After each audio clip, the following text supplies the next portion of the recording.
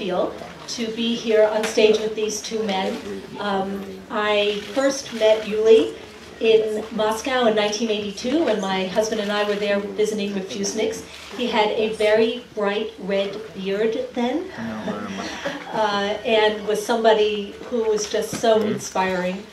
I first saw Natan on a very cold day in February of 1986 in Berlin when I stood with other foreign correspondents and on the Gleinicke Bridge and saw him zigzag and jump his way to freedom. As we were just joking before, he was very tall then and had really curly hair.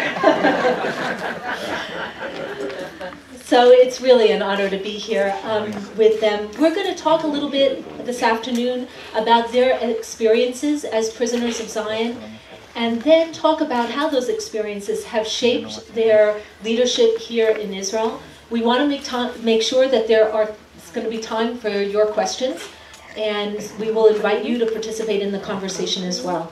But I first want to start back in what was the Soviet Union. The both of you came from somewhat secular backgrounds. Yours especially, Yuli, was quite interesting in that your father became a priest.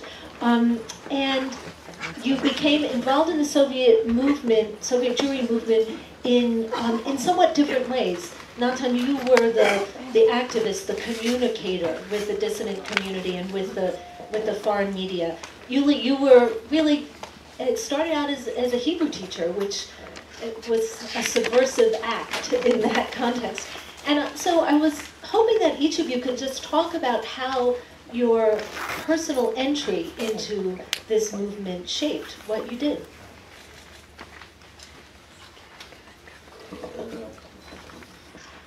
Well, it's interesting that you said that we both came from secular background, and especially Yuli, whose father was a priest. In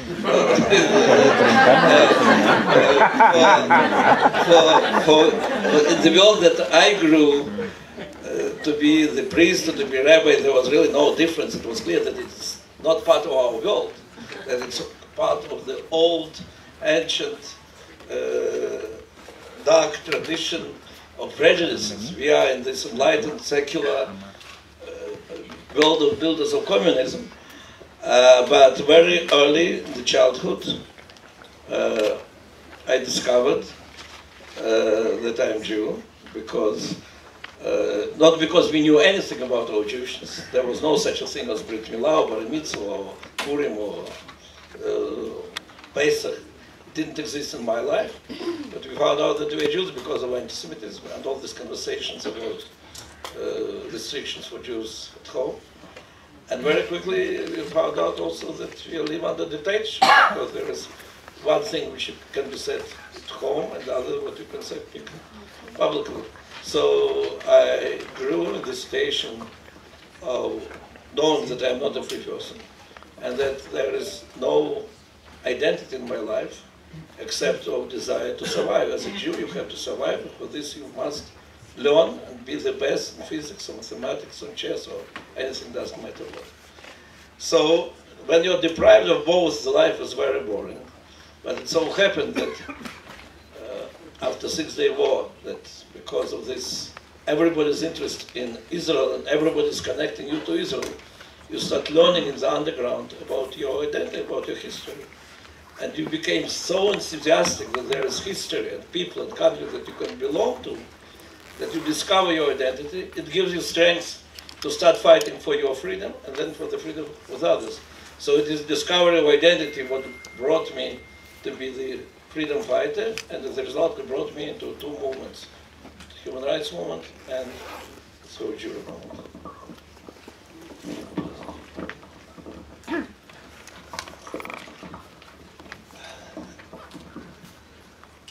I first of all think that Jewish and non-Jewish background in my case doesn't have anything to do with the beginning, because the beginning, and I say it loud and clear, was not to go to Israel but to leave the Soviet Union. I did study Hebrew at that stage already, which had nothing to do with the idea of leaving. I was studying Hebrew as kind of homage to my late grandfather, who studied Hebrew when he was 70-something years old, and I never made an effort to join him for 1 second and to ask for some word or letter just to make him happy. And after his death, as it usually happens, too late, I decided to take his books and study Hebrew. And at the same time, I was a student and was not involved in any Jewish or Zionist activities and didn't know much about it. And it's interesting that Natan used the expression, when people push you into being Jewish or being a Zionist or being connected to Israel. I remember that my first practical step to decide that I want to ask for an exit visa was when I had a fight with our CPSU, Communist Party of the Soviet Union teacher in college, who was talking very nicely about Stalin and Stalin's period, and I started arguing with him. And at some stage, in a very unpolite manner, I left the classrooms just slapping the door, and the rest of the students, who were quite shocked by that fight, said that man, when I left, he said, very unfortunate, very unfortunate. Where did he pick all these nationalistic ideas from? I never said anything about Jewish, Zionist, whatever. Where did he pick all these nationalistic ideas from? And I guess then it was, I have to say thank you to the Soviet authorities who turned me into a refusnik and allowed me to learn Hebrew and then teach Hebrew, and the rest is history. So now we're going to skip ahead here, but you both spent significant years in prison. And I'm wondering if there are ways in which you reflect upon that now and think about the ways in which you were able to get the inner strength to deal with it. I know, Natan, you've talked before about playing chess games in your head, and other ways in which you were able to keep your perspective against these really oppressive conditions. This is inspiring to people of any age, and I just wondered if you could share some experiences. Well, to be brutally honest, I can take it both ways. I can say that by the time I was arrested, I was already, well, let's say, an observant Jew to a certain extent. And definitely it helps. It helps when you have this belief and you have the ideas. And the best dialogue I heard in prison in my 3 years there, nearly 3 years there, was a dialogue between two little criminals when one of them said, look at this poor guy, he even doesn't know what he's here for. And the other more experienced criminal said to him, look at you, you are here because you hit your wife. This guy knows very well why he's here. And that was really, really a very significant dialogue. But as I said, you know, to be quite honest, except for the belief that you will get out of here and that the Almighty is watching over you and is protecting you, it's daily survival. It's little things. It's little pleasures that you find in every day. And I don't know, when just by chance you get a little candy and it's Thursday and you can keep it till Shabbat, and then you feel like you had a real Shabbat meal. It's really a significant experience in this daily survival and living from day to day. So it's both things. Well, I was in a much more comfortable condition much more comfortable, because Yuli had to spend time with a lot of criminals. I had my own suite usually. Most of the time I was, half of the 9 years term I was in solitary confinement, 1 year and a half I was in the punishing cell. So there, you don't have to suffer for any brutal language or something. You have but thing, that's reminds me what Yuli said. What is really very important, why you are there. That you know that you are the center of the historic struggle. And that's why whatever you say, and all what you say, yes or no to KGB, there is no other choice. So the choice is very simple. You say no to KGB, you fulfill all your Taryag mitzvot, all 613 commandments. You cannot do more. Well, maybe you can find something kosher there. There's nothing to eat at all. So you said no to KGB. It's such a pure, easy life because you know that you are in the center of the struggle and you did everything what you can do for your people. No, let your people to fight for your release. So it's very comfortable.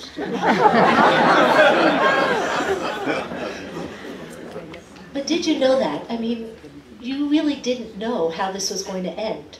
You were set up, Yuli, right? They got you on drug charges that were completely falsified. And that was a frightening new chapter in how they were punishing people. Natan, you were, the charges against you were manifold. And you didn't know that we would be sitting here a few decades later and the Soviet Union would just be a memory. Did you have any sense of where it was going to end? Well, no. You don't know. But what you learn very quickly, and that's really very important to realize and to make switch in your head, that the aim of your being there is not how to get out of there. That you cannot guarantee to yourself. If you start building on it that next day you'll get out, you can become crazy, or you'll be broken. Simply they'll see your weakness and will use it.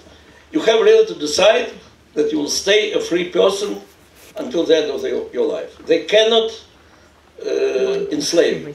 And that is your challenge. How not to let them to turn it into slave. You're a free person, when you enter this prison, and you'll stay a free person.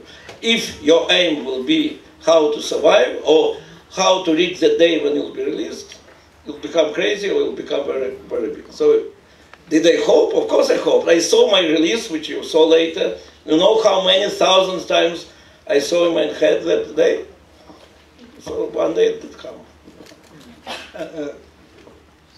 No, and the exact continuation of what Natan was saying, if you want, you don't want to, but if you would need to see a free fall or a turning of a human being into an animal, it's either for the reason that Natan mentioned, all these guys that they clinically go crazy because each day they're looking in the papers when the next amnesty will be, and I'm sure my case definitely will, and then they go totally crazy, or they lose belief and then they lose any self-interest, anything, and they really physically turn into animals.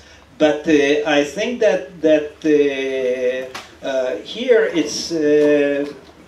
it's more just, I think, than seeing a general goal. It's really believing that you can make it. And once again, it's the combination of both the daily survival and the the belief in a bigger picture. And I think that that's what basically takes you through. And always, I'm not from Jamaica, but always look at the bright side of life. You know, it's very not nice to be framed. But I always say, Natan will definitely understand. They accused me of illegal possession of drugs. Can you imagine what my life, or lack of life, I guess, would be if they would have accused me of rape or being a pedophile or something like that? How do you go into an underworld, into the criminal society, and explaining to every guy I'm not this?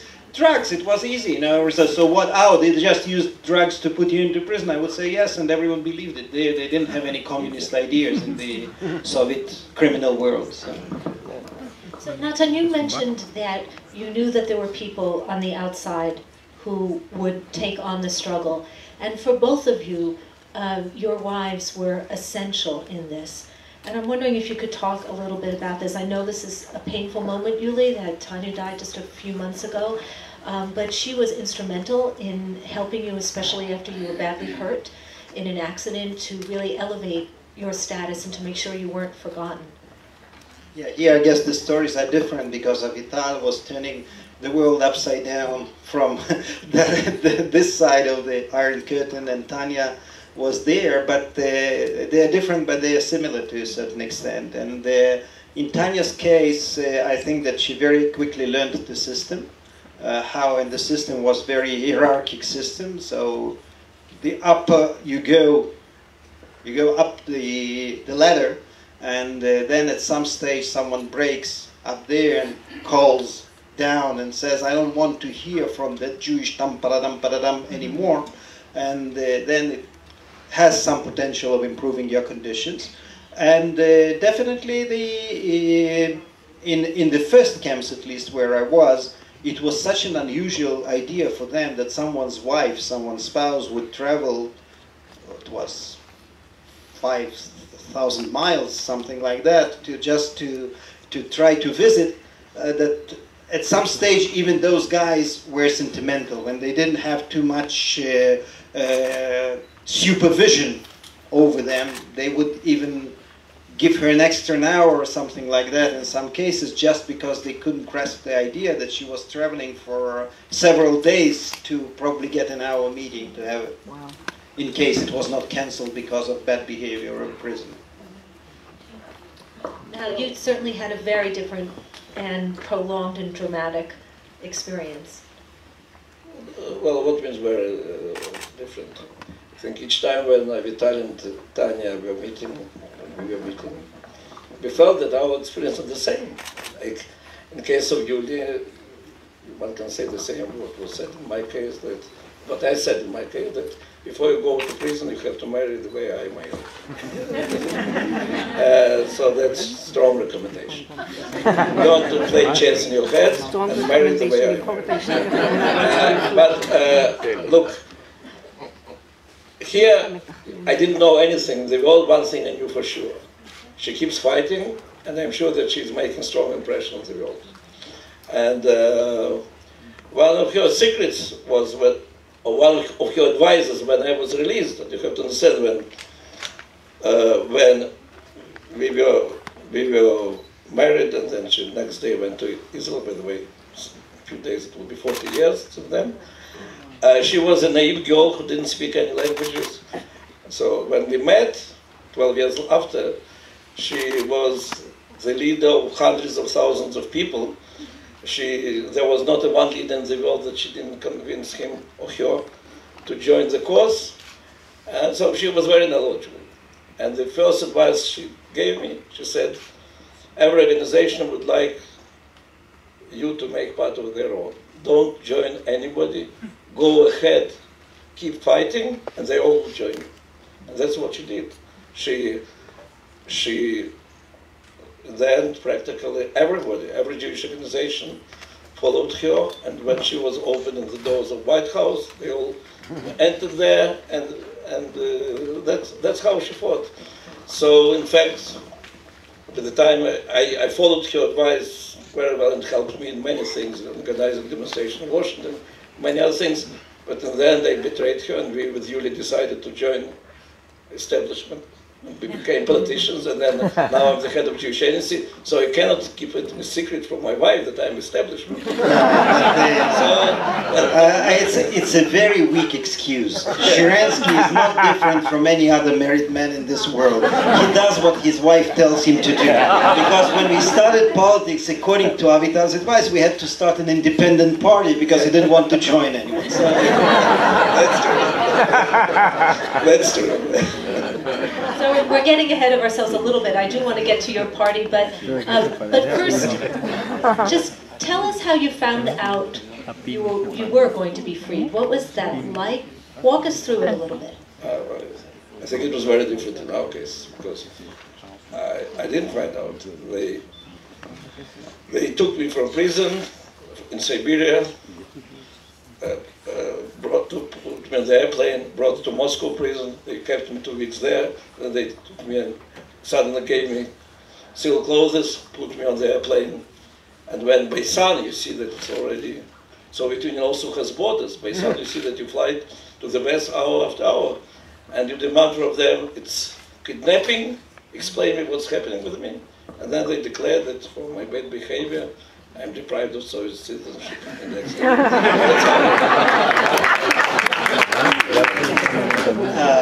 I guess I behaved better because my original sentence was 3 years, and Tanya was all the time complaining to all the authorities, and I was badly injured at some stage in the camp. So after the first possible exit is half the sentence after a year and a half. After a year and a half, so they brought me. I was scrumptious. They brought me to some parole committee, and just fun. I was even angry that they made me like limp there for several minutes. It was a difficult experience. And there's a officer in charge. Now the prisoner doesn't repent. You know, his behavior is getting worse and worse. He's not respectful towards commanding officers. He is not respectful to others. Okay, thank you. No reason for parole. The second round was very different. I was working in the labor camp. All of a sudden, speaking of sudden things that happened here, it's similar. They took me out from this plant, the factory, in the middle of the day, marched me to the commanding officer, to the chief of the camp. A doctor was sitting there from a hospital. He seemingly examined me. He looked at me and said, okay, I'm taking him.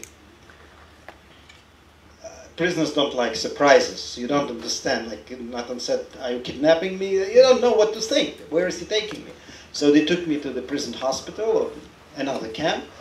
They were feeding me there for a month. And then all of a sudden, out of the blue, no one was talking to me. They took me to a parole committee. And all of a sudden, not the same officers, but in the same setting, it was like officer in charge. Oh, he's a very obedient prisoner. He behaves well. He works well. No problems with him. No disciplinary problems. Doctor, oh, no drugs. No, nothing bad. You know, very positive. Not violent towards other prisoners. I thought they were going to make me a member of the Communist Party. but there was no happy end, because in the end, just when I was already getting proud of myself, I'm such a nice person, the officer presiding said, oh, prisoner, by the way, you admit to your crimes, right? And I said, no, because crimes were illegal possession of drugs. And he said, listen carefully, prisoner Edelstein. If you give us a different answer, we can probably give you an answer you're waiting for, something like that. And it's not an easy thing. It's very nice to be a hero sitting here on the stage in Jerusalem. It's a little bit more difficult when you're in Novosibirsk. And still I said to him, you know, that more or less, I don't remember the exact words, I said that that option was with me from the very first day. And the next day after my arrest, I could say that I didn't mean it and I'm a nice boy and just let me go and I'll cooperate. And then I said something very stupid, and I said, and then probably I could sit down and drink coffee with my wife. And then I think that's what caused me to realize that I was saying nonsense. And I said, you know, I have one problem. My wife doesn't drink coffee with guys like that. And that was the end of it. And in the end, it turned out I was right, because when they really wanted to release me, they didn't ask for my cooperation. It took me 8 more months in the camp. But when they really wanted to release me, they just sent a cable to the camp signed by the chief of police of Moscow, who has nothing to do with the camp, saying that they checked the case again and the court, superior court, decided that I was a criminal, I was rightly accused, but the punishment of 3 years was too severe, and the real punishment should be 2 years and 8 months, which was the next morning. And the next morning, with some ups and downs, I was released. And then you came to here, to Israel. This was 1987. Natan, you arrived in 1986. And I believe that you organized the greeting party for Yuli at the airport? No, I was part of this greeting part of it? Party. Yeah, that's the first time that I saw Yuli, because when Yuli started his activity, I was already arrested, so I never saw him as that great activity of all Hebrew teachers, which were in those years. But of course, when I came, and we immediately with Avital joined the struggle for the release. And I remember a few weeks after I came to Israel, Vice President Bush, father, came to Israel, and we met with him, and whom we were talking about Yuli Edelstein. About Yuli, and so when Yuli, a year after this, was released, of course we all felt already part of the struggle for his release.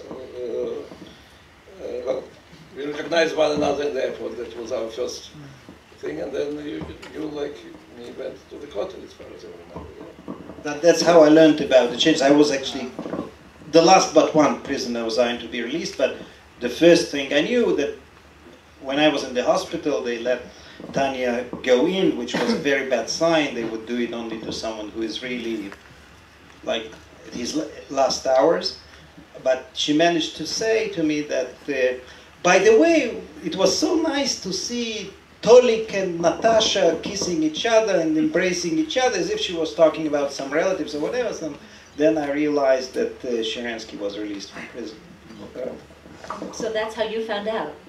About his release. About his release in '86. Wow, that's great. But it's not only about his release. It couldn't be just out of the blue. I realized that she was talking to me about some hopes and changes and things happening. But he was released just in time in order to join our demonstration in Washington. That's right. That's right. So it was all planned. All planned. With the then Vice President Bush, the plot. Yeah.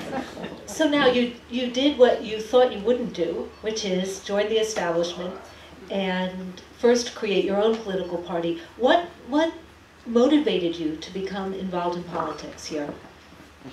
Well, I can tell you what motivated me. I was not going to join the politics. From the very first day, I was asked what party I joined. I said, I don't know too much about your parties. There is only one party about I know everything. It's Communist Party. For sure, I will not join it. And I thought that's the beginning of the end of my political... Because I felt that Soviet Jewry is something we have to continue fighting for, to bring down the Soviet Iron Curtain. It should not be political. But then we created... critical number of Soviet Jews prisoners were released. We created Soviet Jew Zionist Forum, which all the aim was to push for the integration of Jews, Soviet Jews, in Israel society. And at some moment, after a few years, we understood that we more or less exhausted our resources, non-political resources, to make sure that will be quick, swift, powerful integration of this area. And from there started idea and discussion and then decision about creating this party. Yeah, and the same, just to add to that, for those who would want to look, you can find a picture back in '88 of 4 prisoners of Zion, 4 former prisoners of Zion, 2 of them present here, plus Yosef Mendelevich and Viktor Brailovsky, who went to see Shamir in Paris, explaining to them that we should be prepared for a huge wave of immigration coming from the former Soviet Union. Shamir, of blessed memory, said no, and Shimon Peres said we always receive all the Olim in the best possible way, and that was the end of it. We got a nice picture in 2 or 3 papers. And at some stage, that was, I think, the real reason.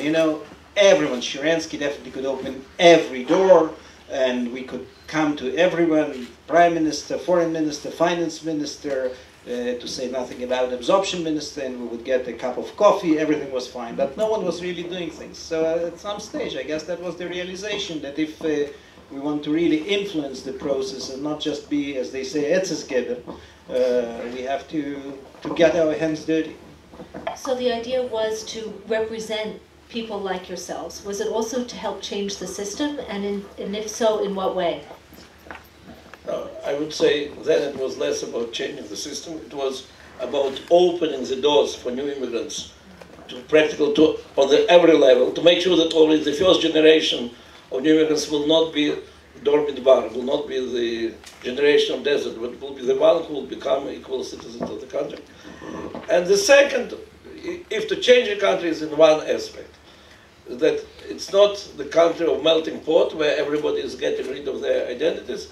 It's you're joining this country with your identities, with the mosaics. So yes, we want this Aliyah to have newspapers and to have theaters and to have system of education, Mofet, which later became acceptable but was believed to be too elitist for Israel education. We wanted really to influence. I don't think that at that stage we were thinking about other things, taking into account that we were different. There were, among us, we were religious and less religious, and people who believed in the greater land of Israel, some people who thought that they believe in peace now.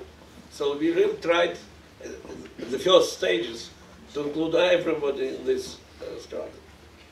I think it's a perfect way to bridge both parts of our conversation, because 10,000 times, I'm sure the same could be said about Natan. 10,000 times people ask me, so how did you guys like Sharansky and yourself and Mendelevich and Begun, how did you become leaders? What made you leaders? And definitely at the first stage I felt very uncomfortable. I said we were not leaders. We were just trying to fight and to do the right thing. And we were not elected leaders. We didn't declare ourselves leaders or something like that. And I think it's a similar thing could be said about the creation of the then Israel B'Aliyah. We wanted to help new immigrants. We wanted more immigrants to come. We wanted to do the real things. I think, and I hope I don't sound too dramatic, I think it saved the Israeli society. Because at such an early stage, the huge immigration of 1 million people got political representation. It blocked for good any idea of having, you know, Black Panthers or protest movements or tent movements or you name it, because at a very early stage, first topsy-turvy world, first in the Knesset and 2 years later in dozens of municipalities around this country, new immigrants had their representatives. It means that they shouldn't be hating the state for not having anything. They could hate Yuli Edelstein, who is a terrible absorption minister. And I think it changed the whole attitude of new immigrants towards Israel. So this is fascinating that you see it in this way, because you came from a system that was just the opposite, where the state was not representative really at all of the people. So, but we were fighting against this system. So we definitely that system was the opposite. So we really wanted to enjoy the fruits of what we were fighting for. And you have also to understand that we politically had a very easy situation. We didn't need at that moment. Later we didn't. At that moment we didn't need central committee, and we didn't need big battles. Who will be number one and number two. Everything was simple. I am 9 years in prison, I am number one. He's 3 years in prison, he's number two. Our slogan is, we are a different type of party, we go to prison first. That was enough.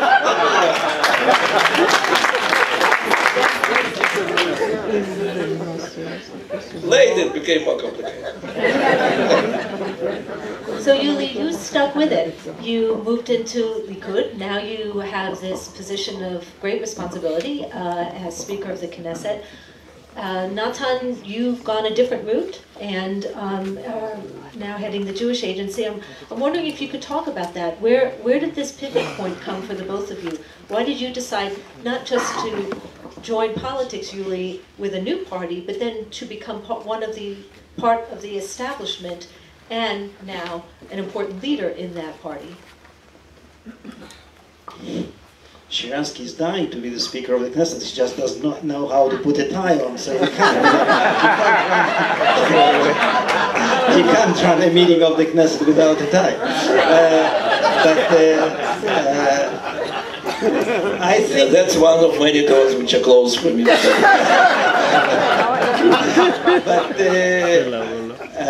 I think that the merger with the Likud, of which we both were supportive, not just me that I was pulling in that direction, Sharansky who was fighting according to Avital's advice to just stay independent and whatever. No, I think that at some stage, after being successfully elected 2 times and less successfully elected for the 3rd time to the Knesset, we realized that you can't play the same card again and again for good reasons, because obviously we were successful enough for new immigrants to start thinking about other issues, different issues, and the rest is really working inside the Likud, and it's not just something that you can plan, because in the Israeli system I could very easily become Minister of Agriculture. And not that I have anything against agriculture, I don't understand how important agriculture is, but I was always lucky.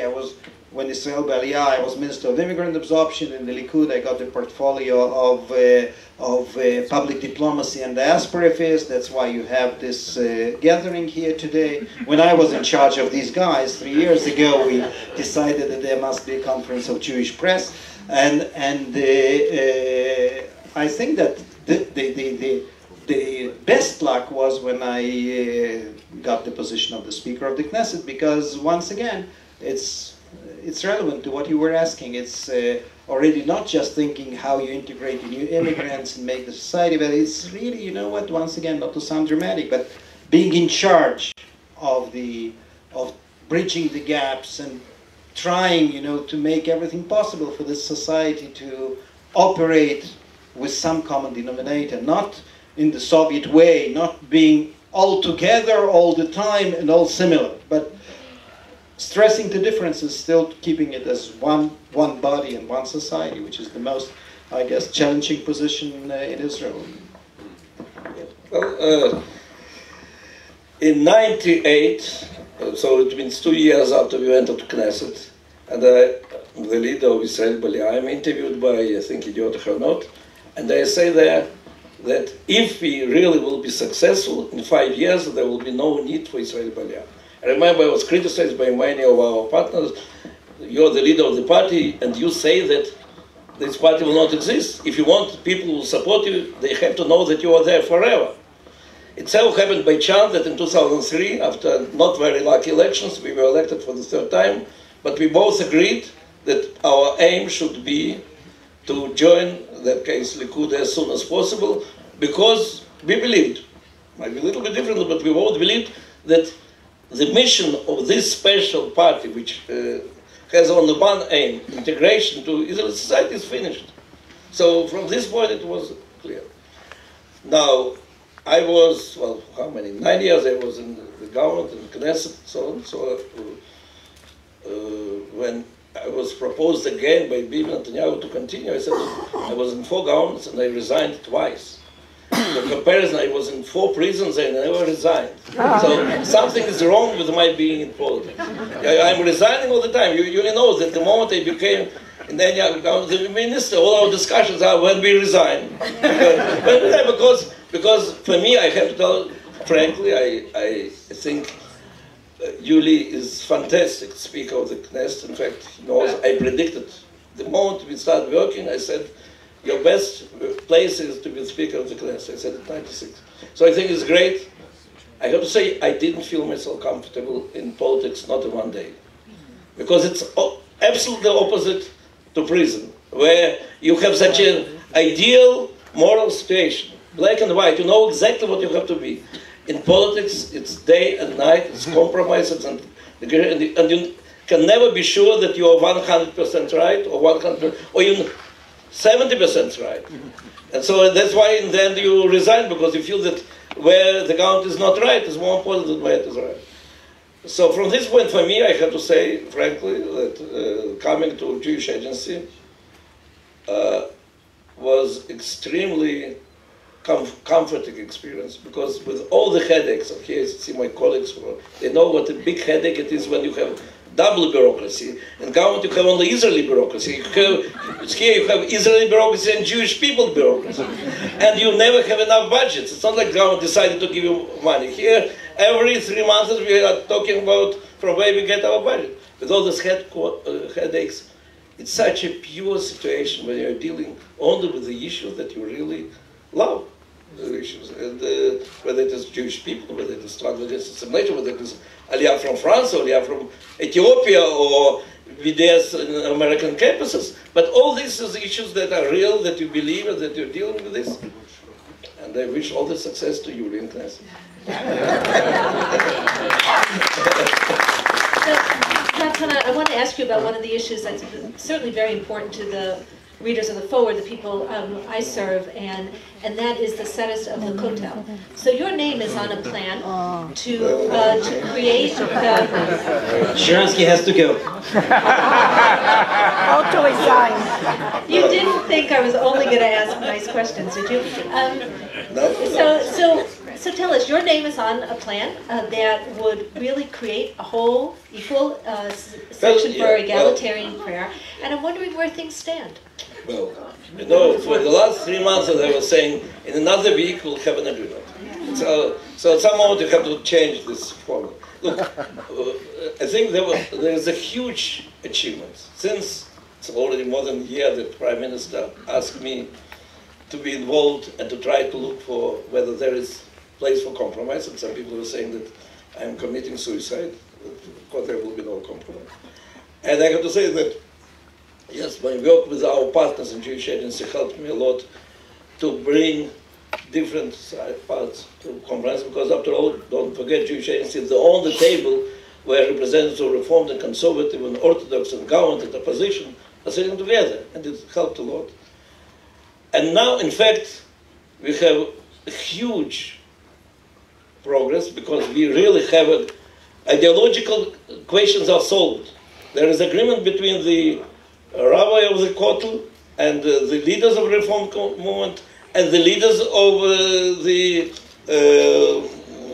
National Kotel, how it will be run.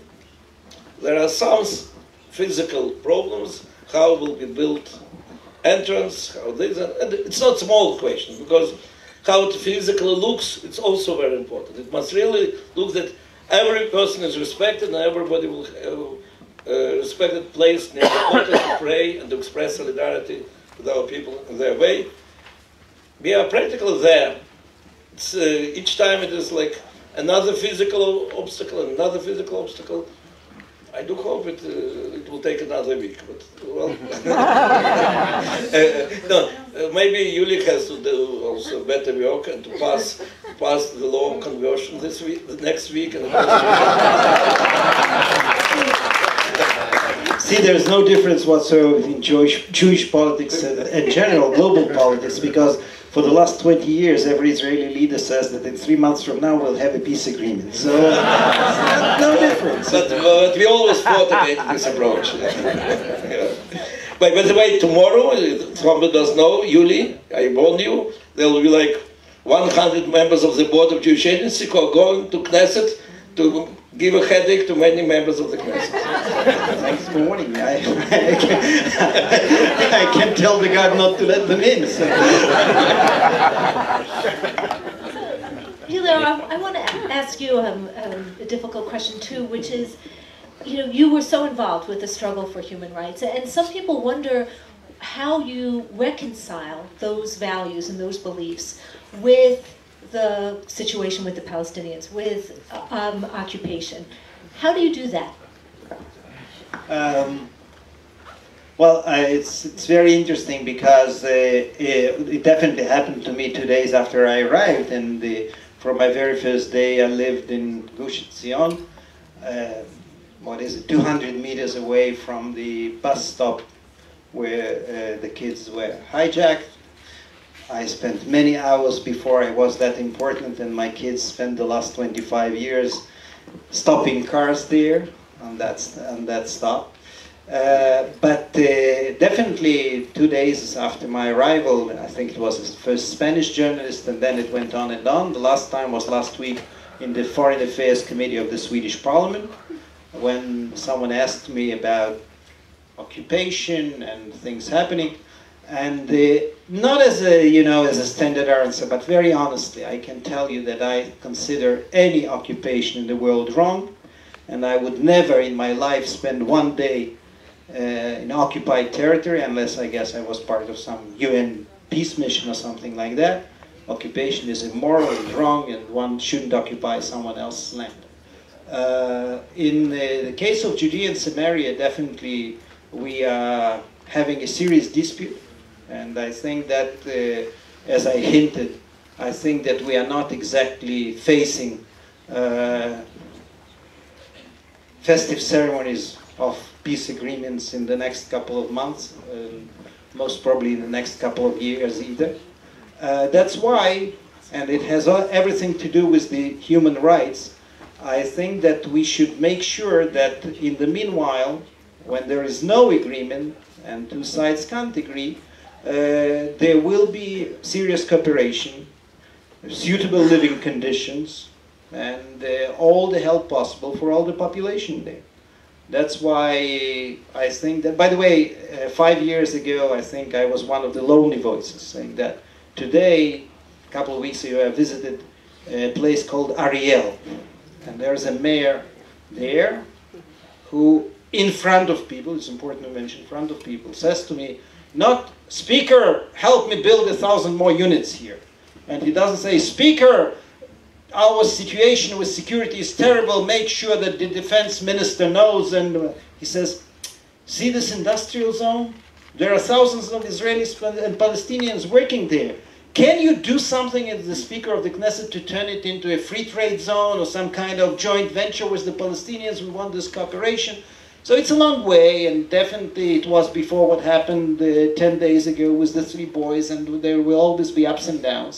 But there is no other way. We have to make sure that there are, as I've said, maximum rights to right to live and right to work and to feed your family properly, and at the same time not to sit on our hands and think what the future solutions would be. That's the only answer possible. For those who tell you what exactly the solution will look like, you know what, give me a laptop computer, I'll write you 10 different solutions. I just don't know how to implement them.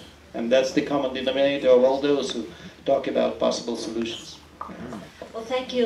I'd like to now open the floor to your questions.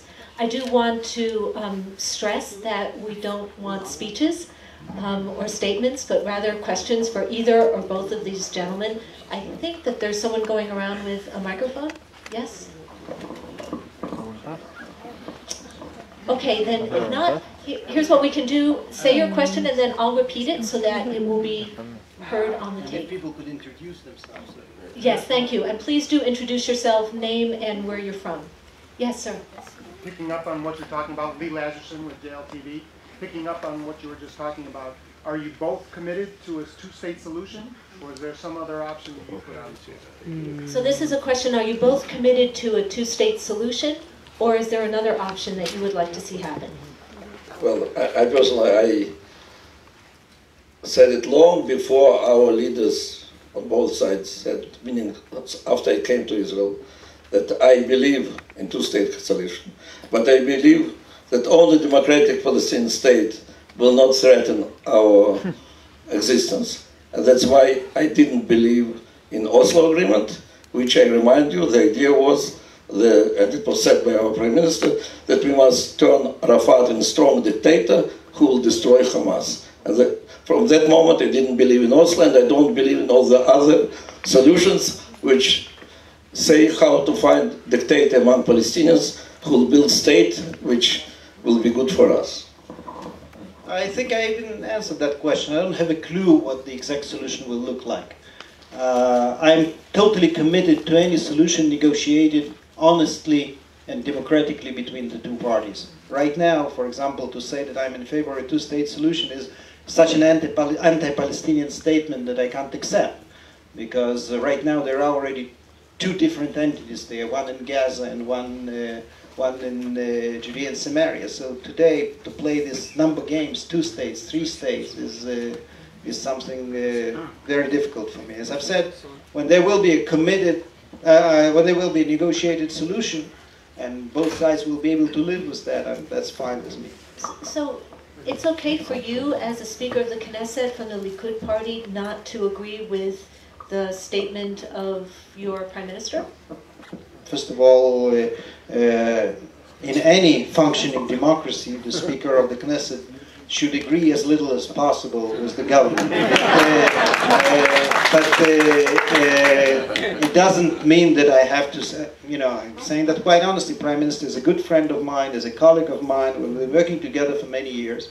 It doesn't mean that I have to agree with everything the government is saying or proposing. And it definitely means, with a big stress, that I should all the time make sure that the Knesset is totally independent and is influenced by the Prime Minister and the government as little as possible. That's my role as the Speaker of the Knesset.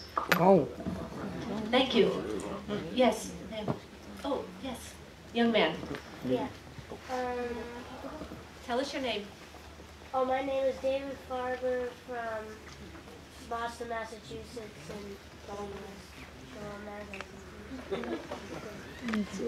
Do you have a question? yeah, the question was, do either one of you two know, like, do you know what the government is doing for all those poor people on the streets? Yeah, we've been seeing a lot of poor people begging for money, and from America, we're not used to see Jewish people on the street asking for money. We always see all the Jewish organizations helping Jewish people, and here we see them begging on the street. So. Well, if you see poor Jews in Boston, I'm responsible. If you see in Israel, he's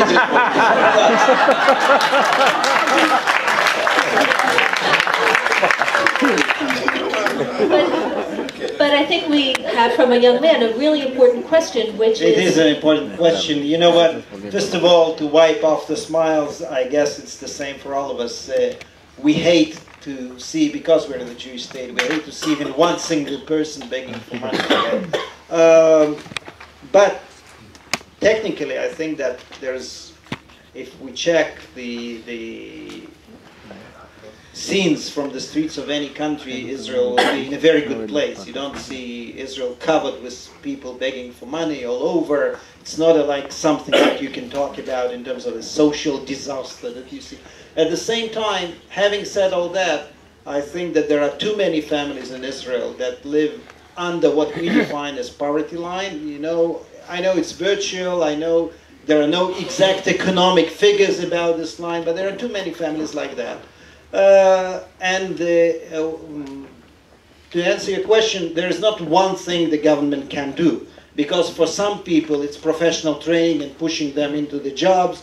For an elderly Holocaust survivor, it's just an additional 100 shekels or 200 shekels, which is exactly the recommendation of a committee created by the government that submitted its recommendations of late, the so-called Al-Aluf committee, that submitted, among other things, bigger support for elderly families who live under the poverty line, and for children, obviously, for the future generation, it's proper education, once again, making sure that from the very early stage they weren't turned into the second generation of poverty, a third generation of poverty, but rather will get normal school training, go to the army, then, God willing, go to college or professional training, whatever. So there are numerous programs. To say that everything is wonderful, it is not.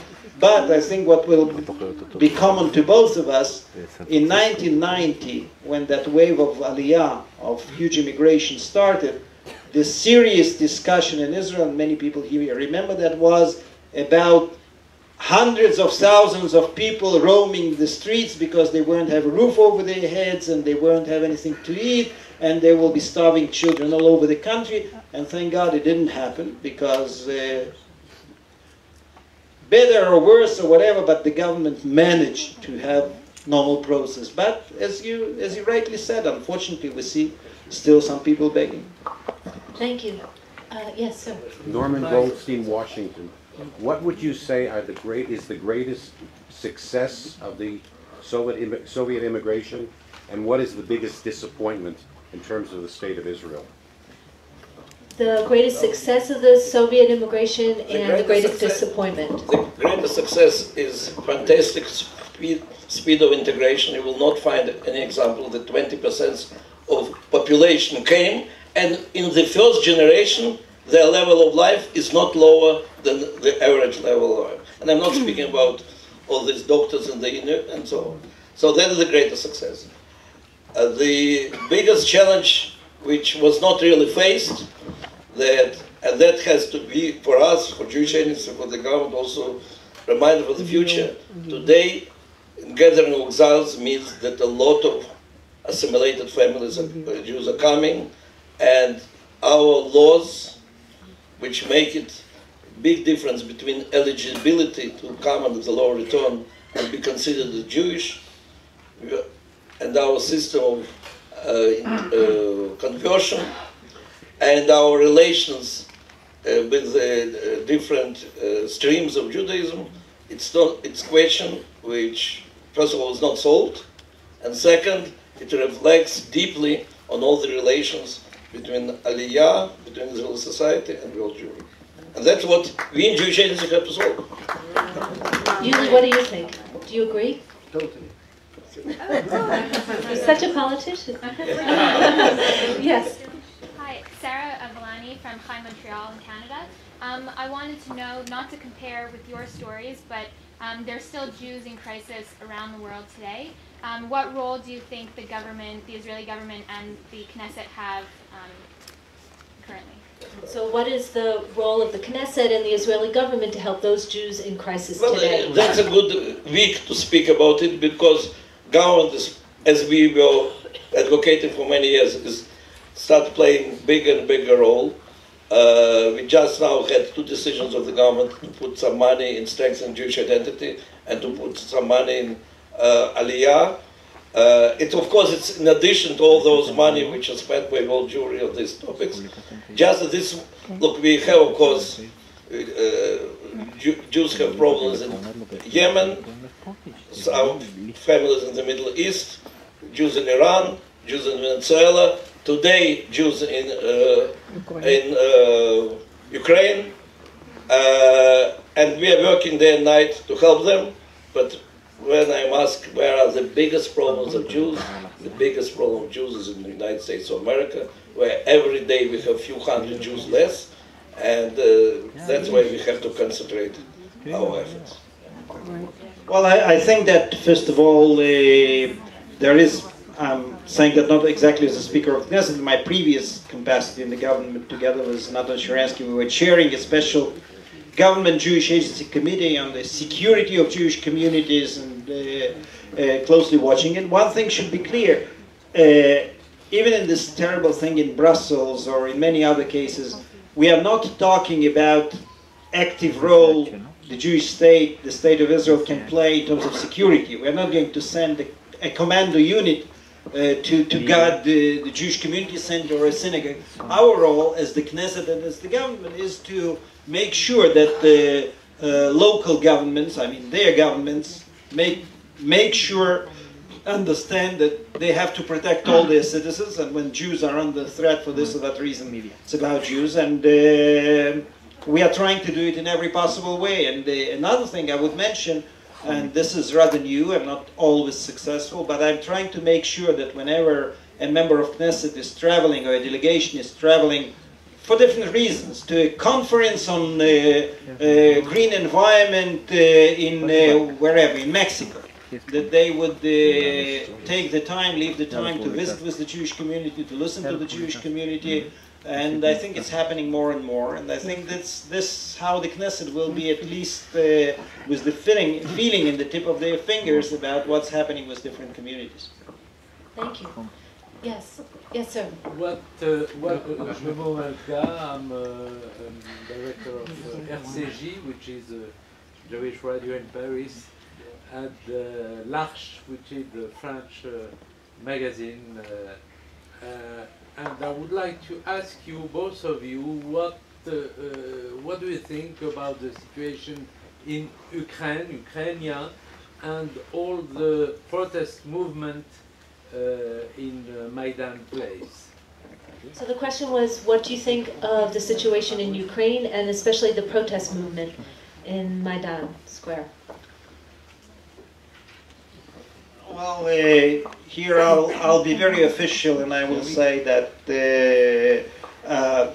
Israel doesn't play a significant role there in things happening between Russia and Ukraine, because I don't think what kind of changes we can lead there or cause there, and our only interest there is exactly according to the previous question, is the fate of the Jewish communities. What we hear from the Jewish communities is that they feel safe, they feel fine, though Natan will definitely tell you that there are bigger numbers of new immigrants coming from the Ukraine, so it means that probably not everyone feels very safe and not everyone feels fine.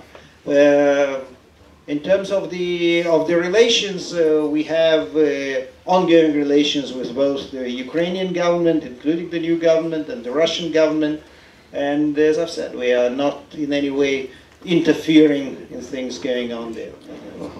I can add only, just yesterday on our Board of Governors, we had 2 presentations from Ukraine. One from one of the leaders of the Jewish community, who was explaining how good is this new government, how many Jews are in this government, how they help Jews and how Jews are happy. And the head of our operation in Ukraine, was explaining how we are saving Jews who are running away from Donetsk, Kramatorsk, Lugansk, and other places. And there is no contradiction, by the way, because there is no political anti-Semitic forces in the government, and the government does want to have good relations with the Jewish community. But there are huge areas in the eastern Ukraine where there is a vacuum of power. My city Donetsk, where was born and grew for 18 years, now is almost like dead city, with people fighting with one another, with crime, awful, and checkpoints, much more checkpoints than near Hebron.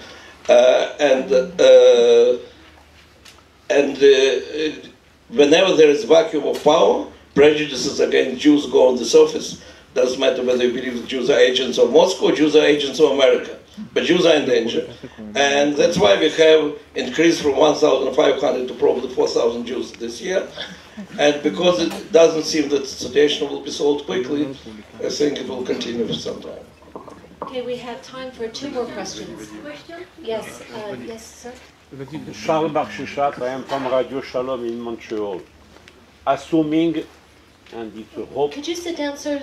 You're blocking the camera. Sorry? There's a camera. Assuming, and we want to hope to have a peace treaty between Arabs and Israelis.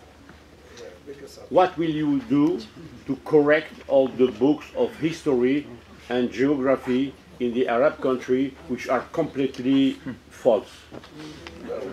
Well, I can express a very skeptical view, but I believed and I fought for this for years. I believe that peace will come after these books will be corrected. Okay, thank you. Yes, sir. Hi, Josh Weinberg from the Association of Reformed Zionists in America.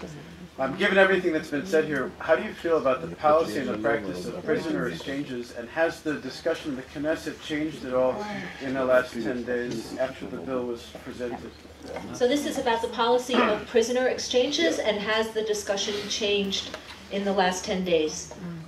Since, let's just give a little context here. I understand that there's a bill that's making its way through the Knesset to make it much more difficult to exchange many prisoners here for an Israeli. And I assume that your question is based on what is happening now with the 3 teenagers who were abducted and whether or not that changes the equation. And given your personal biographies. With the at this stage it has nothing, unfortunately or fortunately, well, you name it, to do with the 3 teenagers, because there are no negotiations, no responsibility, nothing of the kind. In general, you know, it's good that we have free press, because I didn't remember that, but in one of the newspapers, they quote me today as saying, it says, Speaker Edelstein on the day of the last release said, it won't be too long when we'll see a headline in one of the newspapers about one of the released terrorists who is involved in terrorist activities again. Not such a deep statement, it could be very predictable, but unfortunately that's exactly what is happening. That's why I think that the whole issue of prisoner release is counterproductive. And you know what? I said that to families of terror victims, and it was not a very popular statement with them, but I said it knowingly. I said, you won't like what I'm saying, but it's not exactly a very principled position.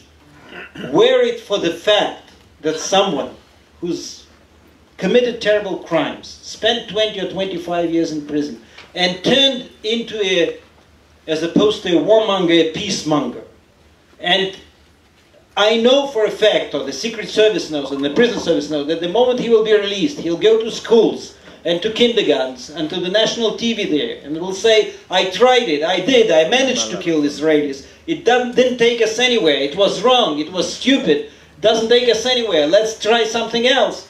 Then probably I could consider. Unfortunately, in nearly all the cases of those released in exchange or under any other circumstances, like in that stupid thing with continuation of the process with the Palestinians, they all say the exact opposite things. That's why I think that it just causes new victims. Well, I want to think and to relate to your question, taking into account your experience, our experience. And I suspect you meant almost opposite to what we are doing. I have to say, I'm not in the government now, but when I was in government, I always voted against releases. And when there was a release for Tenenbaum, if you remember, 1,000 people. So, and Ariel Sharon called me that night and said, because of your experience, I ask you to vote with me. And I said, because of my experience, I cannot vote for this. I know how it is important for these people to know that the country is fighting for them. But they know there is price for which you should not be released. We both will not released and served many years in prison because we refused to be released for any price. And definitely our soldiers know that when they go, they have to pay price for it if they killed them. So from my point, all these releases for 1,000 terrorists for one dead body or even for one soldier are big strategic, moral principle mistake in our struggle. But because of our experience.